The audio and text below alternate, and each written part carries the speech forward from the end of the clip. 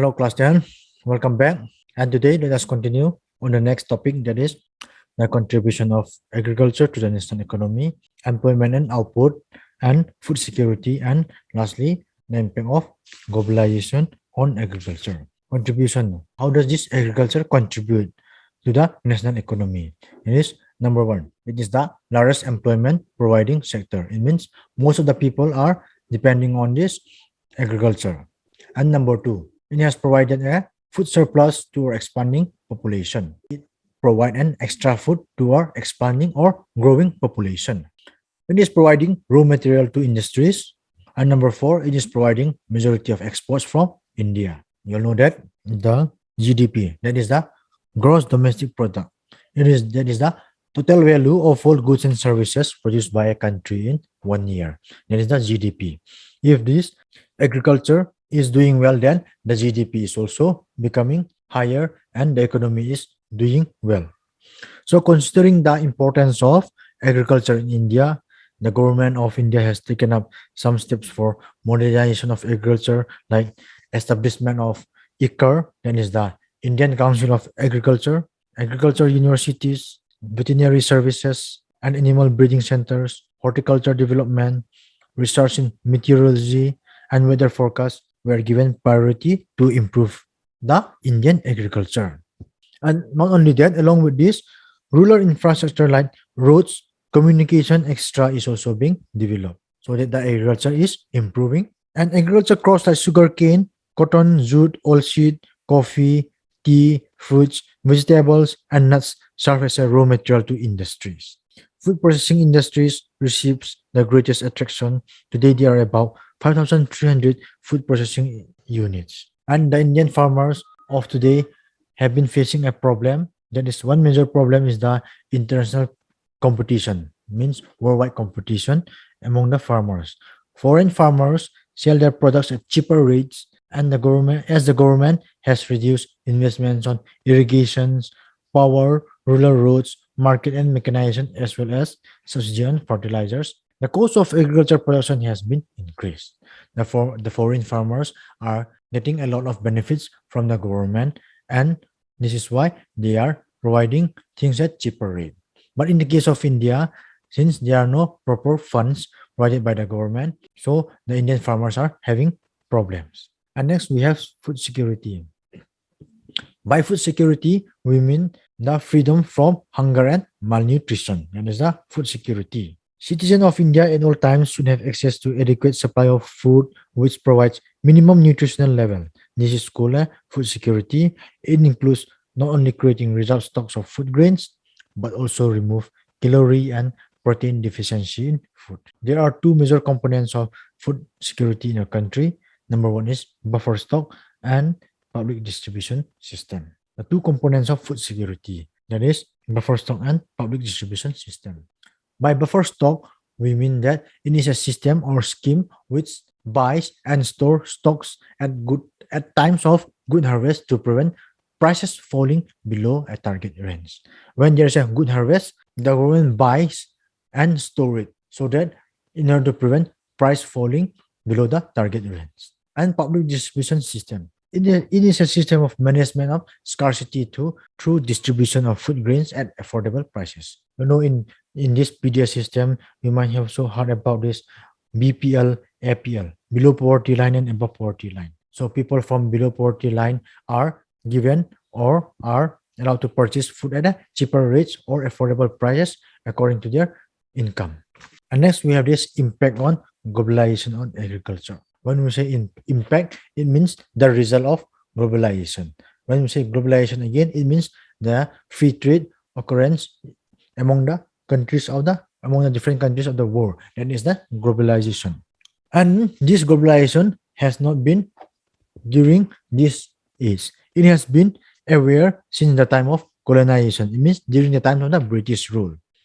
The European traders encouraged the farmers of South India to grow more and more spices than other crops because South India have been a favorable land for growing spices other than other crops. So the European traders encouraged the South Indian farmers to grow more and more spices crops. And during the British period, Cotton was exported to Britain for their textile industry. Cotton industry in Manchester and Liverpool thrived on good quality Indian cotton. The farmers of Bihar were forced to grow indigo for the textile industries located in Britain. They were not allowed to grow food grains.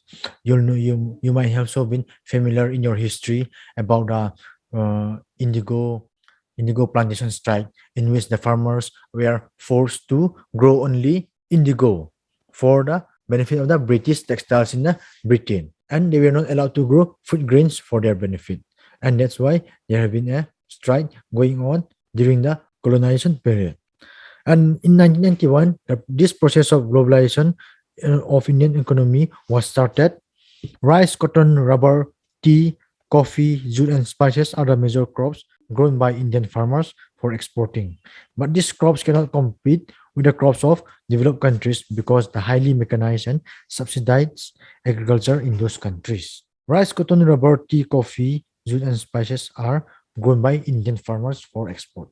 But comparing to other countries, it cannot be compared because the foreign countries have a lot of benefit from the government. By that is, they get a proper subsidized and they use highly mechanized and their productivity is high.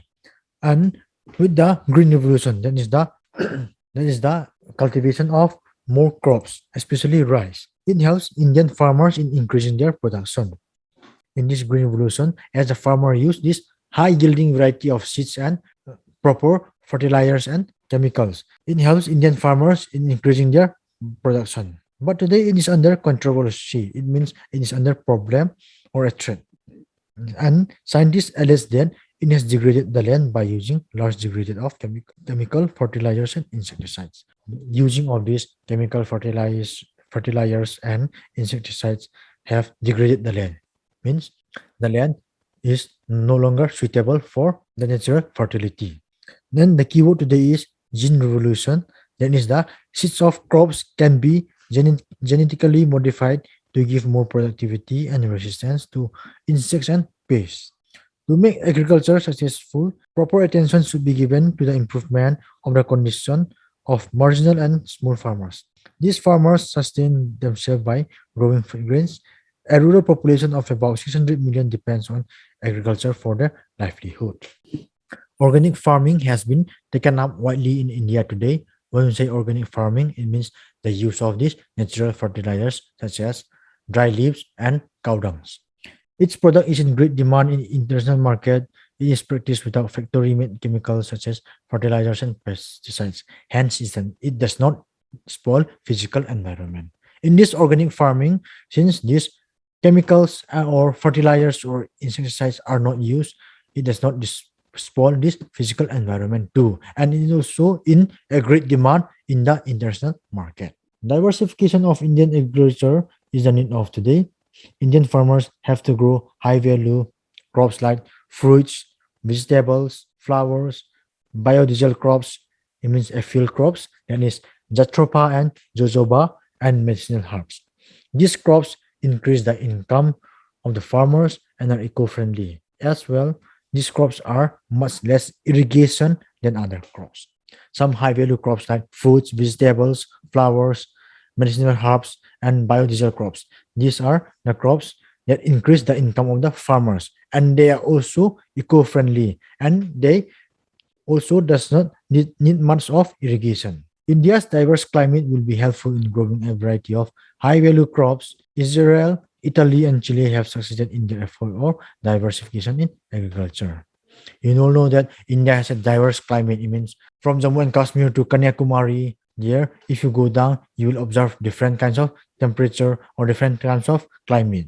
And according to this climate and temperature, it will be helpful for growing a wide variety of high value crops. Like in the case of Israel, Italy, and Chile, they have succeeded in their effort of diversification in agriculture. It means growing of different types of crops.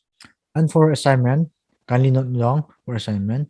You have to note it down as this is important and you'll be doing it for your upcoming promotion exams. Number one, explain the steps taken up by the government for modernization of agriculture. And number two, what is globalization? Also explain any 2 points on its impact in agriculture. And number three, What do you mean by food security? Also explain the major components of food security in the country. So everything it is found in your textbook. So go through your textbook properly. And if you have any doubts in this lesson, as we are completing the chapter as well. So if you're having any doubts, then you may feel free to contact me. And I hope do your assignments regularly and study well.